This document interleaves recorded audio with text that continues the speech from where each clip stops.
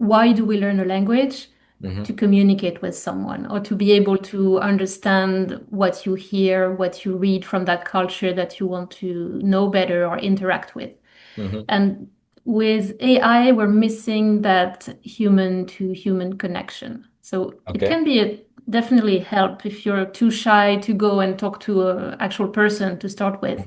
Start with AI, build your confidence, Right. maybe fix some mistakes, but don't trust everything AI says because there's a lot of mistakes there too. And that's why we still need human teachers to tell you when the AI hallucinates and creates false statements.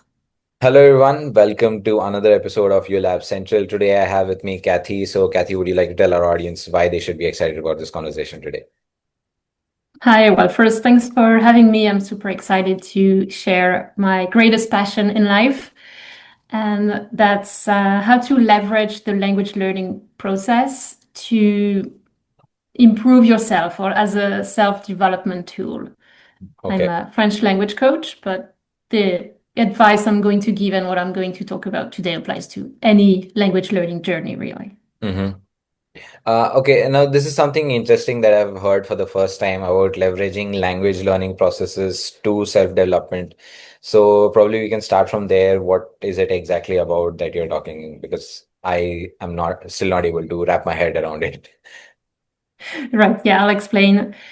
I don't know if you've learned different languages or Yeah, how early in life you've learned, but when we learn later in life, language learning challenges us in so many ways. Like it yeah. takes us really well beyond our comfort zone and triggers a lot of emotions, a lot of negative emotions, Hmm. and we have to learn about ourselves. We have to know ourselves better if we want to overcome blocks and obstacles and to learn more efficiently. Okay. So I mean, I've learned a couple of languages. I've tried learning different languages. I'm trying to learn one using an app. Okay, currently, but then again, when you're young, obviously it's a lot easier to. I don't know why it is, but I mean, I guess young brains are more impressionable, so they catch languages, new languages easier. But what's the difference that comes up when you're an adult, and how do you have to tackle Life. Well, as you said, that? as you said, first the brain, young brains are a lot more plastic. So every new information, they take it, they store it, they make sense of it, they organize everything a lot faster than we do. Right. As adults, we're a bit more set in our ways. And also, we have a life, we have a job Mhm. that takes a lot of energy, maybe family and other things to Mhm. deal with. And we don't have as much energy and mental resources to Mhm. dedicate to language learning. Okay. So, how is it that you look at, I mean, from being young to becoming an adult and using this language learning process to self-development? Are there any specific steps that are similar to language learning and we can implement in self-development? Yeah, definitely. Hmm. Because everyone can learn anything, Right. but everyone learns in a different way. Uh-huh. So let's say with your app, you're trying to follow the process that the app creator thought Hmm. was the best or worked for them, but will it work for you? Hmm. No idea. You That's have no way of knowing unless you start and see what works and what not. right. So as in self-development, I think the first step is learning about yourself, how you function, maybe past traumas that you need to address, Hmm. or any how is your brain structured, basically? Because Right. learning is that, it's just reconfiguring the brain, programming the brain. So Mhm. you have to know how it's wired and play with your strength and find strategies to overcome weaknesses. So, when it comes to finding out our strengths and weaknesses, when you're young, right, you just have a class or you'd go to school and then you have a set of classes and you have a teacher, right? Um, but when you go out, you're as an adult, sometimes for a job, you need to get a new, you have to learn a new language, say you want to move to a new country or something of that sort. But then again, if you go into that process, you'll have a teacher and that teacher will have a set process, right? How is it possible for you to personally tailor that in? while going through that whole system? Is that a possibility, or do you discuss that? Great Because- question. Yeah. Yeah, yeah, absolutely.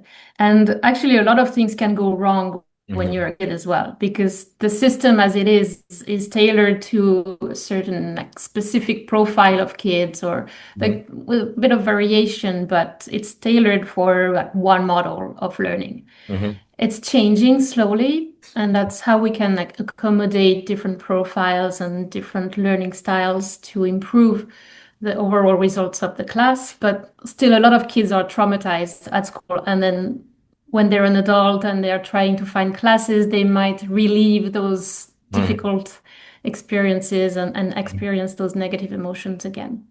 And the way the teacher with an adult class or even teenagers works really well with teenagers and adults.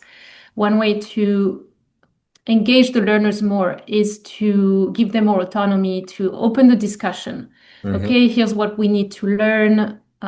Let's talk about your motivation to learn. Let's find out how you're going to be motivated to come to class every week and to pay attention Hmm. and to get some useful information from those classes.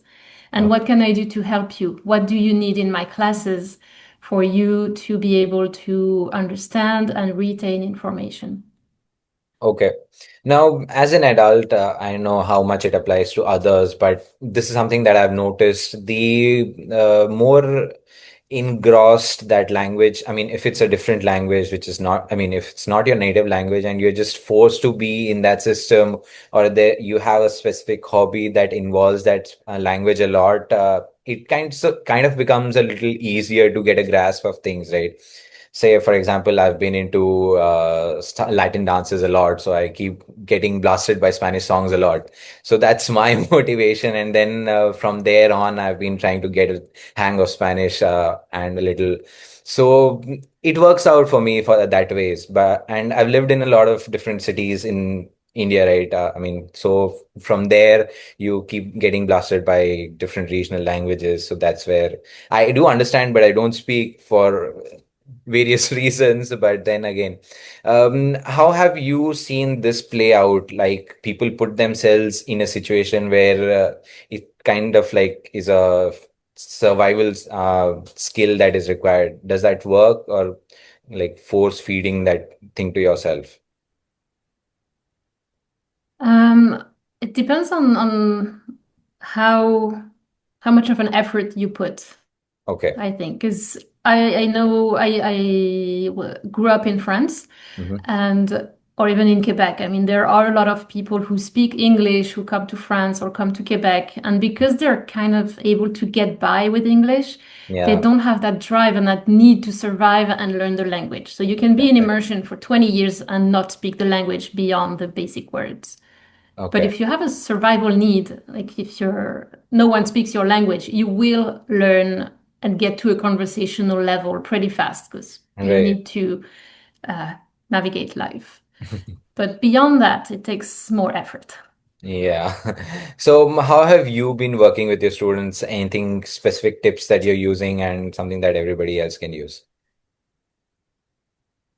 So I work mainly with intermediate and advanced, or at least anyone who has some basic level Okay. in terms of language levels. Like European language levels would be A2, B1, and upper.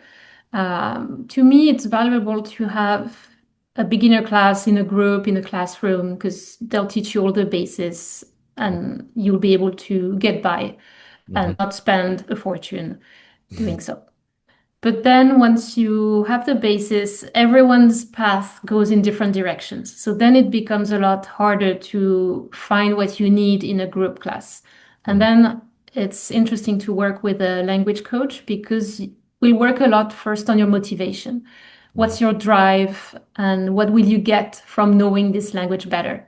And Right. then we'll keep reminding you and setting goals, like working pretty much like a personal development coach, Hmm. setting goals, action plan, and how to get there. Right. Okay. And And in now, terms of language yeah, go ahead. skills, Mhm. No, no, sorry. go ahead, go ahead. I was just Yeah, in terms thinking. of language skills,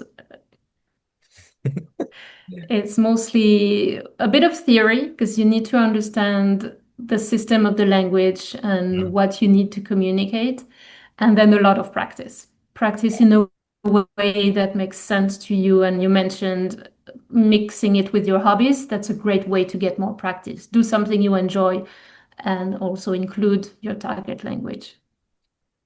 Okay, now what I wanted to ask was basically, yeah. So AI has come into the picture, right? And there are a lot of, I know, just products out there saying that, yeah, use our product and you can just learn a new language and the AI will actually personalize it for you. How is it? Have you ever met someone who's learning a language through this method, and how do you see the results, or what is your perspective on this? To me, it's a great additional tool in the mix that we already have. I use it myself in my lessons or as a learner. It's useful in many ways, but it's not enough because why do we learn a language? Hmm. To communicate with someone or to be able to understand what you hear, what you read from that culture that you want to know better or interact with. Hmm. And with AI, we're missing that human to human connection. So it Okay, can be definitely help if you're too shy to go and talk to an actual person to start with. Start with AI, build your confidence, right. maybe fix some mistakes, but don't trust everything AI says because there's a lot of mistakes there too. And that's why we still need human teachers to tell you when the AI hallucinates and creates false statements. Okay, and v- if we go online, right, there are a lot of platforms as well where people connect with each other for the very purpose, right, of trying to learn a foreign language, peer-to-peer learning, as it is called, right? From that Mm. perspective, how does that play out, right? Obviously, you can't get a certification from peer-to-peer learning, but then getting to a conversational level and having that human one-to-one connect. Do you recommend that? And for starters or for advanced people, how is it? For starters, I would say it depends on your self-confidence Mhm. because you won't be able to say much. So how does that Okay. make you feel? If that motivates you to get better, fine, do it and learn from that other person.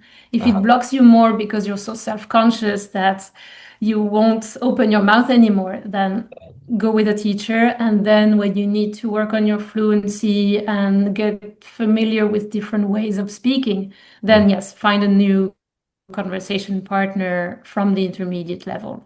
It's a great way to progress. Okay. Okay.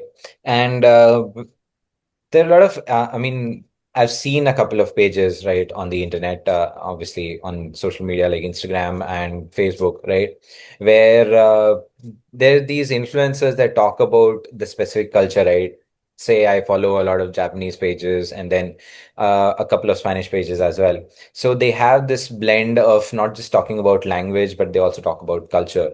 Now, does it help getting this cultural immersion, right? When you're doing a specific language, Mhm. and how does it bring perspective, and do you bring that in class? Yeah, I do. That's I built my podcast around that actually. My podcast is about how to learn, but also the French and Francophone culture in Canada Mm-hmm. because it's essential. You cannot learn a language in isolation from the cultural context Hmm. because you'll miss a lot of things and then a lot of like the politeness, the etiquette, and all those things won't make sense if you are not familiar with the culture. You won't know the social codes that are not in the language, but that you will interact with on a daily basis. Uh, can you just give me an example? I don't know because I mean I was there in Paris for some time, so I got a hang of a few couple of words. I could get by, but then of course not an expert. But how does it differ for somebody who's coming from say London and moving down to Paris? Any because the languages are different, but cultures are also different. Uh, Hmm. Yeah, I would say it's not as big of a shock. From London to Paris, mhm. there's been a lot of intercultural Yeah, exchanges in the past between those two wrong. countries, but Absolutely wrong. from USA and Yeah. France, two different worlds, and Yeah. Americans coming to France with doing what they're used to, or just a simple thing about language is when to use the informal tu, or in Spanish would be tú, Mm. and in the polite form, which is vous in French, usted in Yeah. Spanish. It doesn't exist in English, so Yeah, you that's can right. feel very self-conscious about when should I use what, and then knowing all the conjugations if you haven't practiced. So it helps to know those cultural codes. Yeah, sometimes I mean, not all languages have that differentiation of the same level or an elder or that mark of respect in the language ingrained into the language itself, right? So yeah, Yeah. that is a real thing sometimes. Okay, And so also, just sorry if you allow yeah, me, one yeah. fundamental thing, if people who listen want to travel to France, always start with bonjour. That's the only thing you know in French. You just say bonjour, and the interaction will go a lot better after that. Yeah, that's true. I got that. I mean, I used to try doing that. Obviously, I failed quite a few times. Sorry about that to the French people that I met. Okay, so now coming to your experience, how long have you been working? What are the kind of ages? Have you worked with kids, adults, and how is it different? Yeah, I started in 2017 and I work mainly with adults. I've worked with a couple of kids and teenagers. I've also been a language assistant, English language assistant in Japan. That was an experience in a classroom with groups of 40 students.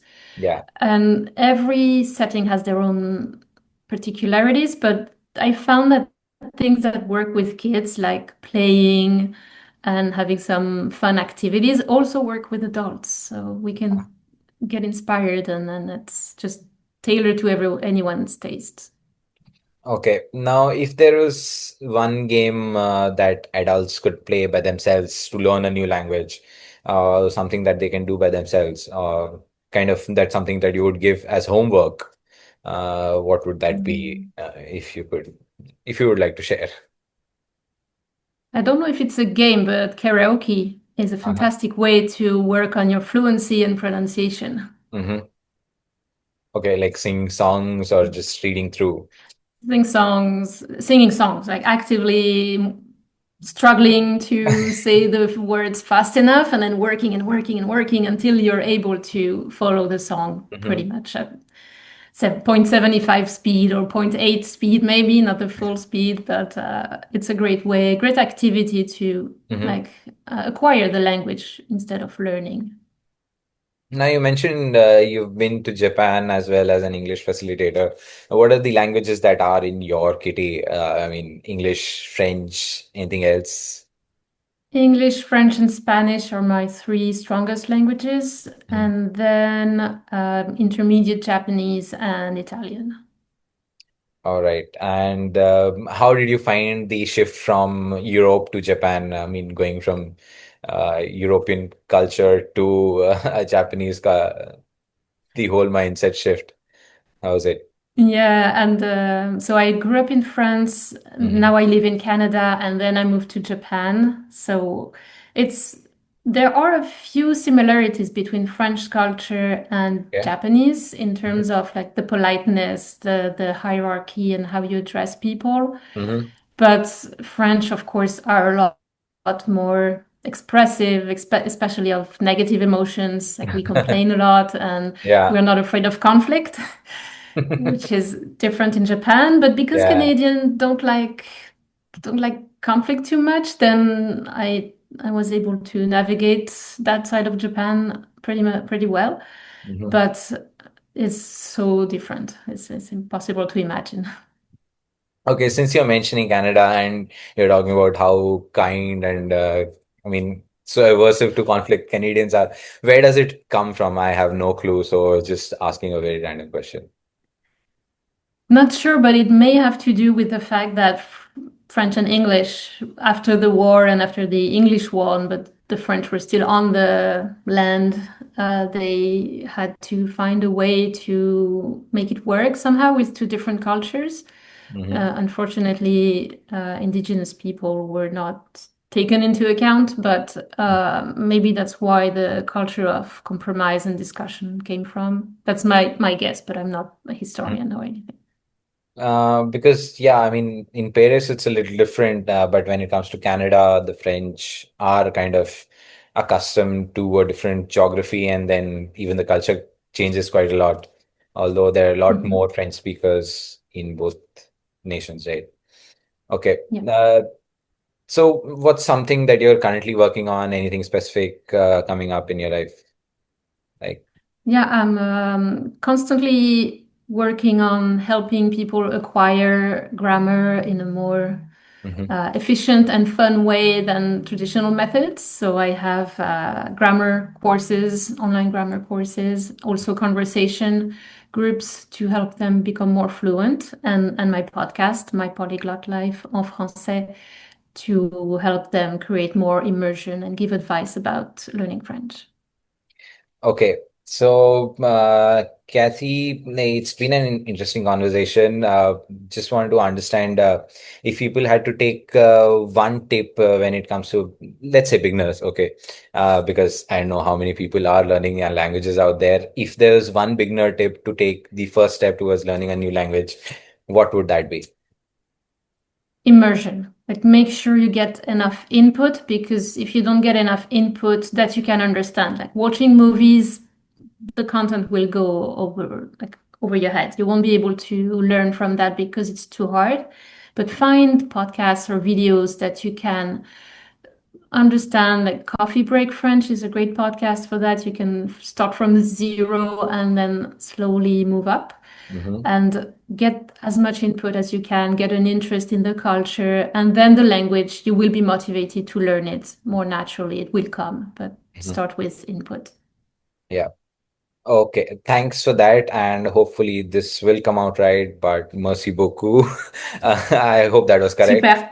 Great. Yeah. So yeah, thank you so much for joining me in on this episode of Yollab Central. To the audience who's been watching and listening, if okay, before I do that, please, how can people get in touch with you? I just forgot to ask you for that. Sorry, how I So didn't how catch the can question. people get to know more about you, and how can they know more about you? So my website, mypolyglotlife.com, you'll have everything you need to know there. And on social media, Cathy.intro on Instagram, TikTok, and YouTube as well. Thank you so much, Cathy, for joining me in on this episode. It's been an interesting conversation going on around different ways of learning a language. And yeah, to the audience who's been watching and listening, if you like what we talked about, do leave a like. The comment section is open for questions related to learning a new language or suggestions or any perspective you want to add to this conversation. And don't forget to subscribe if you've not subscribed yet. Thank you so much for joining. Thank you, Cathy.